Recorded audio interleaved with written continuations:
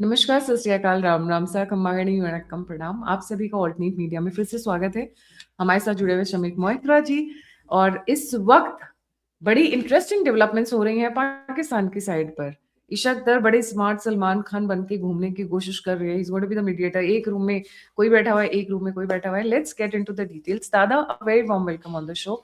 What do we have in the latest details on this mediation talk? Over to you. नमस्कार।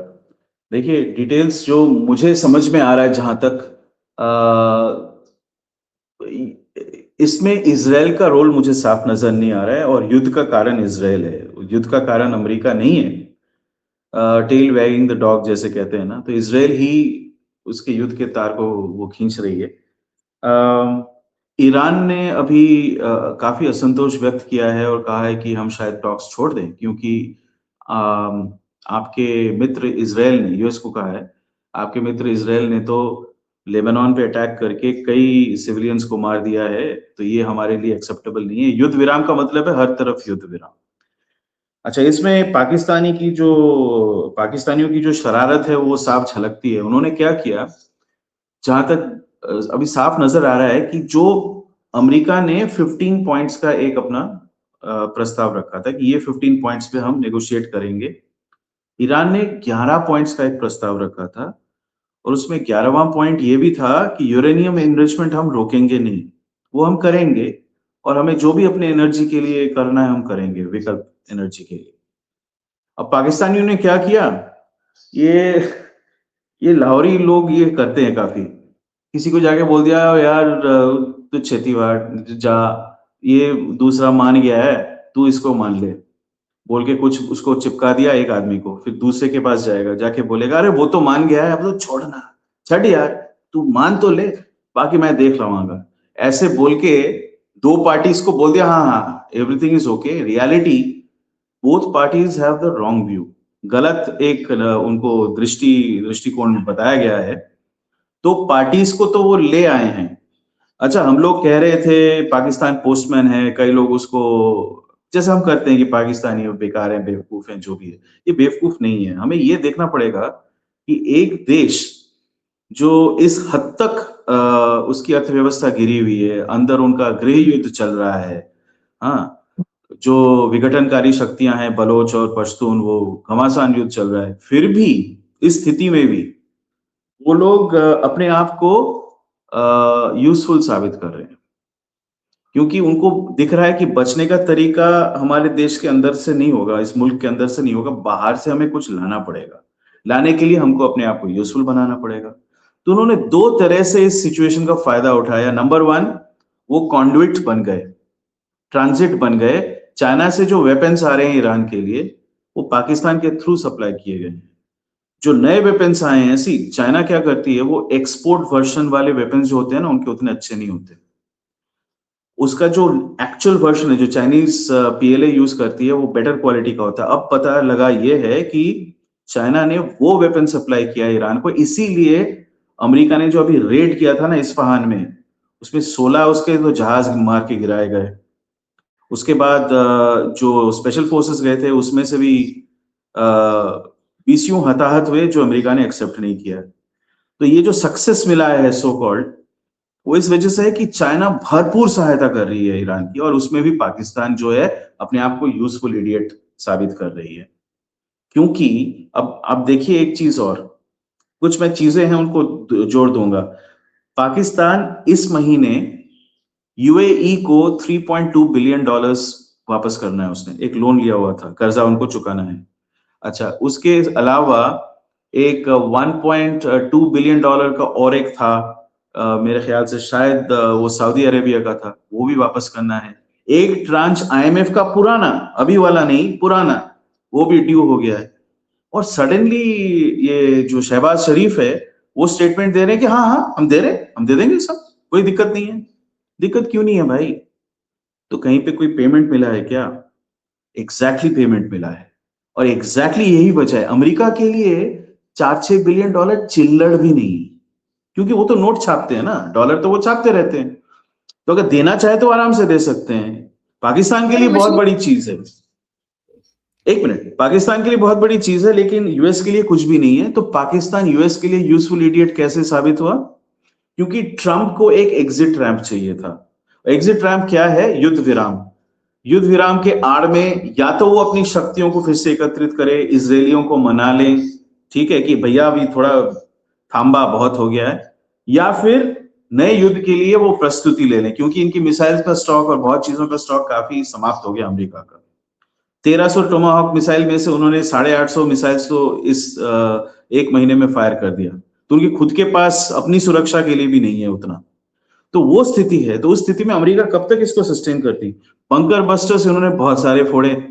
नतीजा यही हुआ कि ईरान ने उनके साथी देशों पे अटैक किया, जो मैंने शायद एक और पॉडकास्ट में बोला था, बुली वाली बात। तो मुझे मारेगा, ठीक है, मैं तेरे साथियों को ठोकूंगा, वो तो वीक है ना, उनको मारूंगा मैं। तो पाकिस्तान जो है उसने ये ऑफ रैंप दिया कि हाँ हाँ, अरे वो मान गए हैं भैया, वो मान गए हैं, और उसको अमेरिका को जाके बोलगा कि हाँ हाँ वो भी मान गए हैं। रियलिटी है America has not accepted Iran's 11 point plan, although Trump ने ये कहा कि it is something we can work with. Reality है उसको जो दिखाया गया वो नहीं था जो ईरान ने मांगा था, एंड वाइस वर्सा। इसलिए पाकिस्तान अच्छा, इसमें एक चीज और है, इनकी शैतानी का हद देखिए। वो दोनों मिलकर उसको चपत मारेंगे, बोलेंगे तू गधा है, तू लीड है, तो ये है, तो वो है, तो कोई फर्क नहीं पड़ता। ये बेशर्म लोग हैं, इनको उससे कोई फर्क नहीं मोटी पड़ता। हाँ, मोटी चमड़ी है, टेबल पे तो ले आए हैं ना। यूरोप के लोग तो तारीफ कर रहे हैं कि भैया हमें तो लगा था ये इंट्रैक्टेबल सिचुएशन है, इसका कोई तोड़ नहीं है। ये पाकिस्तानी लोग तो टेबल पे ले आए हैं। तो ये सिर्फ पोस्टमैन का काम नहीं किया है, बड़ा शातिर एक गेम खेला गया है जो वो लाहौरी स्टाइल में इन्होंने किया है, मुनीर ने। They have got them to the table. हाँ, अच्छा, जो नेगोशिएशंस होते हैं ना, हमें एक चीज याद रखना चाहिए, नेगोशिएशन कभी भी आमने सामने नहीं होता है, स्पेशली जब बहुत एक विकट स्थिति, एक क्या बोलते हैं, कन्फ्रंटेशनल सिचुएशन है, उसमें आमने सामने नहीं होता है। क्या करते हैं, जो मध्यस्थता करता है, दो रूम में अलग अलग बिठाते हैं। अभी ओमान कर रहा था ना थोड़े दिन पहले, युद्ध से पहले Oman was doing the same thing which Pakistan is not doing.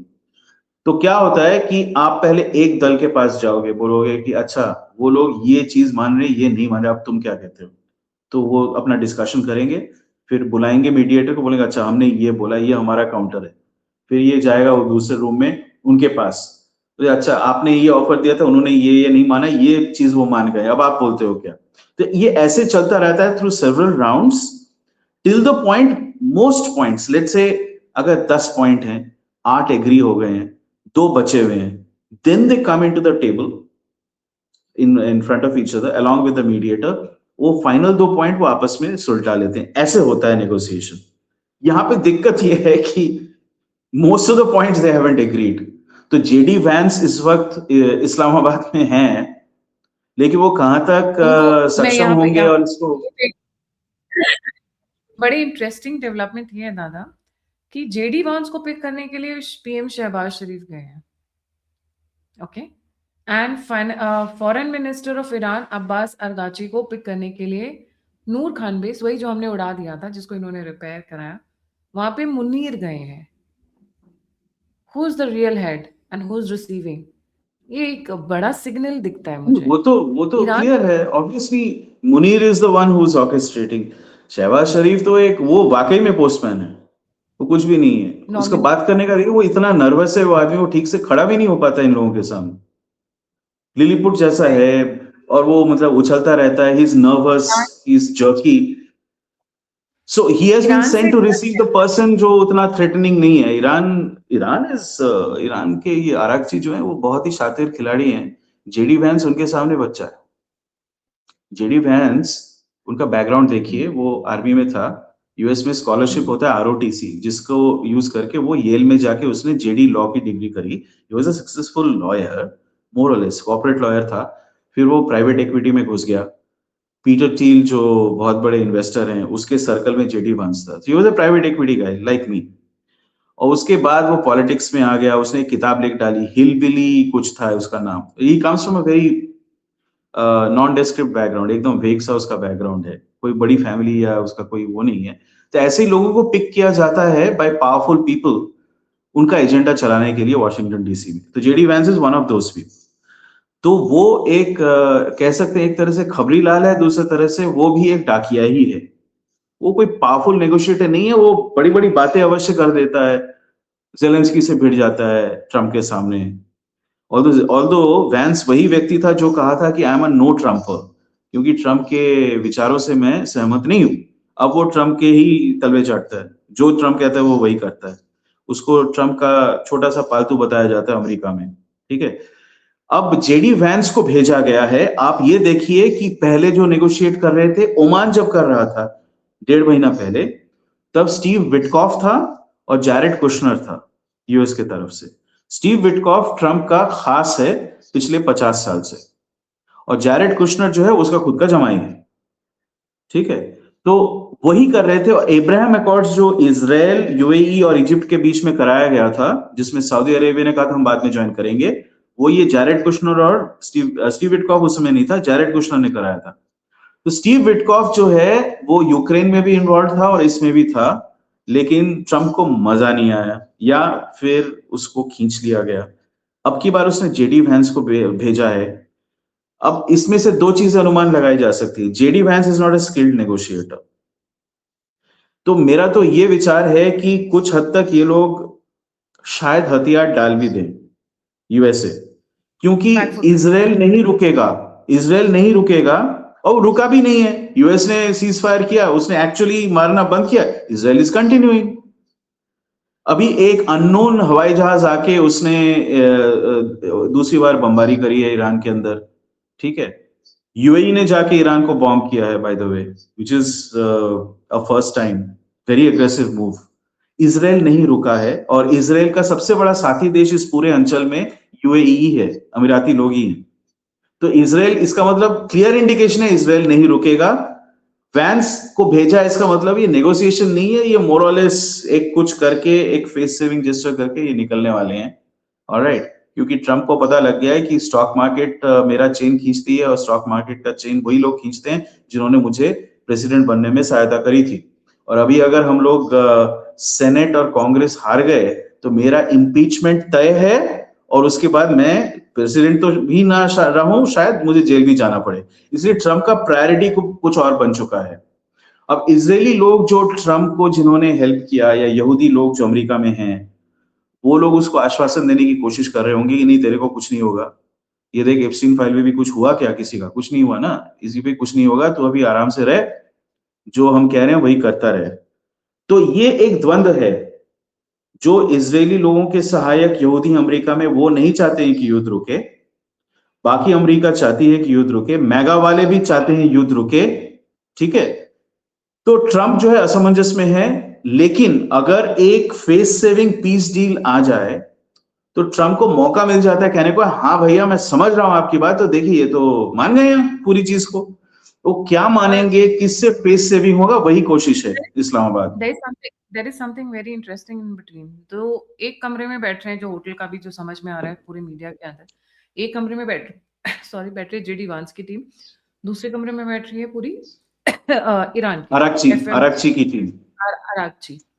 बीच में बैठ रहे हैं इशकदार। ये वही इशकदार हैं जो अभी चाइना गए हुए थे कुछ टाइम पहले, अगर आपको याद हो, just I think week back.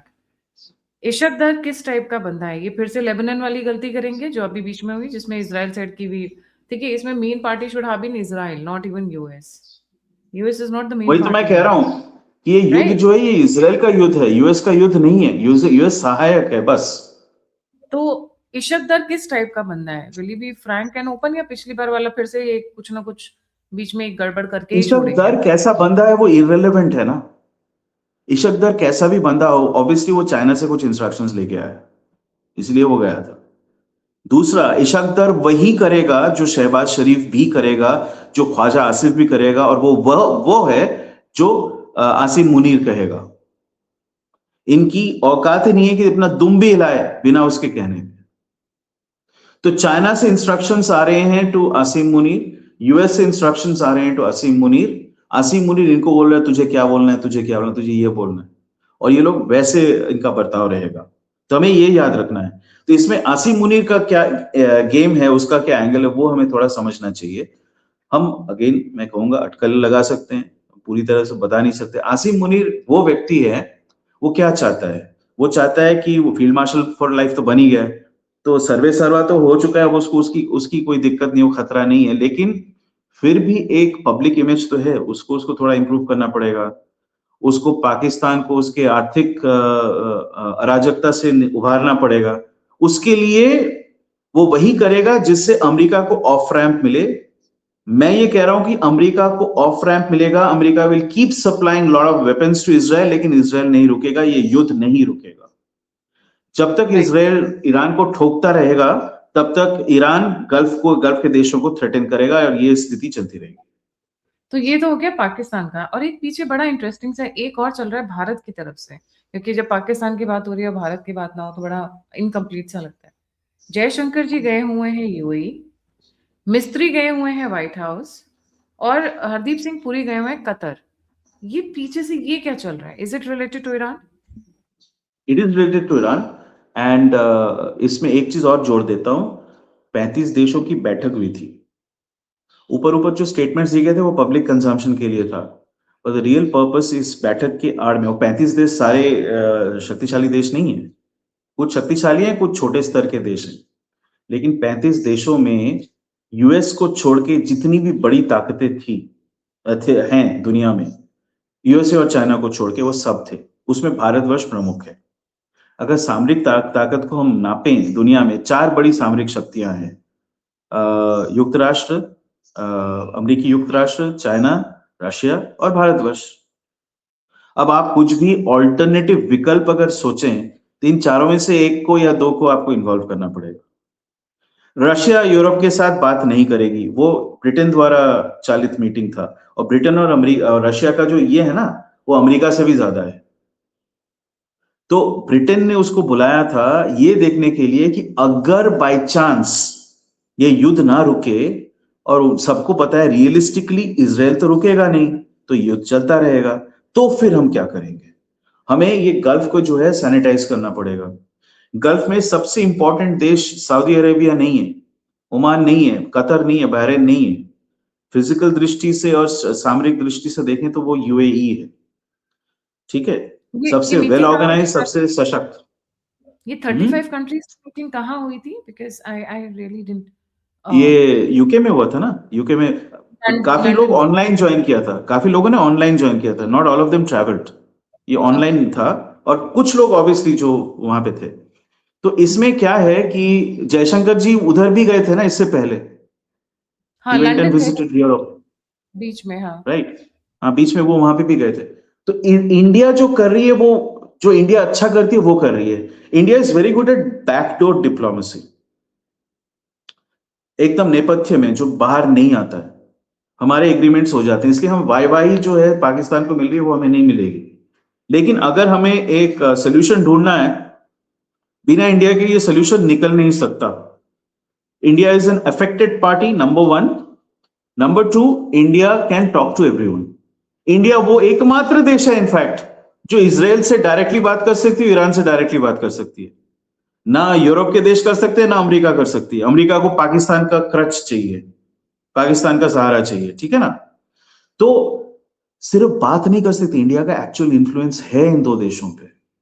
थोड़ा बहुत नेतन्याहू मोदी की बात फिर भी सुन लेता है, वो ट्रंप की बात नहीं सुनता है। लोगों को इसमें कोई मतलब डाउट नहीं होना चाहिए, कोई असमंजस नहीं होना चाहिए इसमें। वो मोदी की बात थोड़ी बहुत सुन लेता है, बाकी किसी भी देश का कोई भी नेता हो वो खास उसको घास नहीं डालता, ठीक है। ऐसा नहीं है कि मोदी की बात पे वो अमल करेगा, लेकिन सुन लेगा, कम से कम सुन लेगा वो, ठीक है। राइट। जेडी वैंस को आप रख दीजिए ना नेतन्याहू के सामने, वो फाड़ के रख देगा, नहीं सुनेगा उसकी बात। बच्चा, और ट्रंप टॉडलर। को, हाँ टॉडलर। आप एक चीज याद रखें, जो हमें पब्लिकली दिखता है ना, वो व्हाइट हाउस में ट्रंप ऐसे बैठता है और कुछ बोलता है ऐसे, वो दिखाने के लिए है। बैकग्राउंड में जो बातें होती है ना, they are very harsh words. Diplomacy में आप पब्लिकली जो बोलते हो, आपको हार्श लगे भी, अटपटा भी लगे, वो रियलिटी नहीं है। रियलिटी में बहुत ज्यादा हार्श एंड डायरेक्ट बातें होती हैं, but that's done off camera. तो ऑफ कैमरा नेतन्याहू 6 बार अमेरिका गया है पिछले 1 साल में, 6 बार। हर बार ट्रंप से नहीं मिला है, He's gone and met other politicians also. तो इजराइल का दबदबा और इन्फ्लुएंस अमेरिका पे ऑलमोस्ट क्या बोलते हैं यूनिफॉर्मली हाई है, both parties, Republicans and Democrats. Alright, तो ट्रंप इनको आंखें दिखा ही नहीं सकता, उनको फोर्स कर ही नहीं सकता। इजराइल वो तो कंकड़ है जो गले में एक बार फंस गया तो आप निकाल नहीं सकते। तो इस स्थिति में पाकिस्तान जो करेगा वो सिर्फ यूएस के लिए एक ऑफ रैंप दे देगा और बोलेगा कि वो हमारा $4 बिलियन दे दे भैया, फिर हम अपना निपट ले। This is Pakistan. होटल का खर्चा भी निकल आएगा उसी बहाने, जिस होटल में सारा चल रहा है, बड़े बड़े चिल्लर जो निकालना है वो निकाल लेंगे।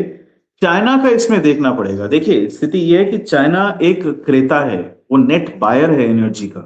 Alright, China has refineries all over the world, but reality is it buys the crude oil and the natural gas. Russia उसके रिक्वायरमेंट का अबाउट 30 to 40% पूरा कर सकता है, लेकिन फिर भी चाइना को गल्फ का चाहिए ना, उसका इनफैक्ट 40% उसका रिक्वायरमेंट गल्फ से आता है, और वो 40% वो में से 30% ईरान से लेती है। गल्फ के दूसरे देशों से उतना नहीं लेती है चाइना, ईरान से लेती है। तो जब तक युद्ध चलता रहेगा, एक देश वो है जो चाइना के वेसल को कोई छुएगा भी नहीं, अमेरिका भी नहीं छुएगी, इजराइल भी नहीं छुएगा, तो वो अपना सामान लाते रहेंगे, तो उसको एक्चुअली कोई फर्क नहीं पड़ता, युद्ध चले कि ना चले, उसको उसका सामान मिलता रहेगा। इंडिया को भी इन रियलिटी लॉन्ग टर्म फर्क नहीं पड़ता, बिकॉज ईरान ने बोल दिया आप तो हमारे ही लोग हैं, आप लेते रहो, कोई प्रॉब्लम नहीं है।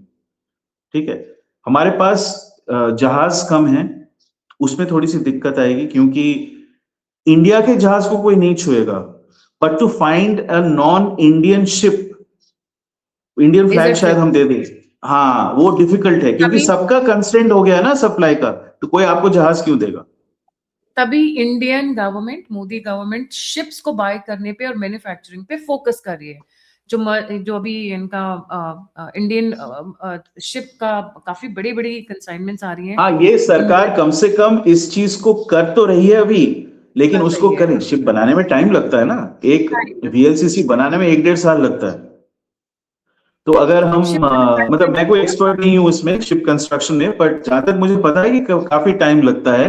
तो आपको एक अपना बेड़ा अगर तैयार करना है, जैसे कोरिया ने कर दिया है, चाइना ने कर दिया है, जापान के पास है, in fact US flag ships are fewer in number, okay, but US can guarantee any ship to fly to go from any point to any point, so उसको उसकी चिंता नहीं है। पर भारतवर्ष को अपना ही चाहिए ना, अपना बेड़ा चाहिए, तो मोदी सरकार ने कम से कम इसको चालू तो किया है, लेकिन उसको कारगर करने में अभी आप 2032 पकड़ के चलें, उससे पहले कुछ नहीं होगा।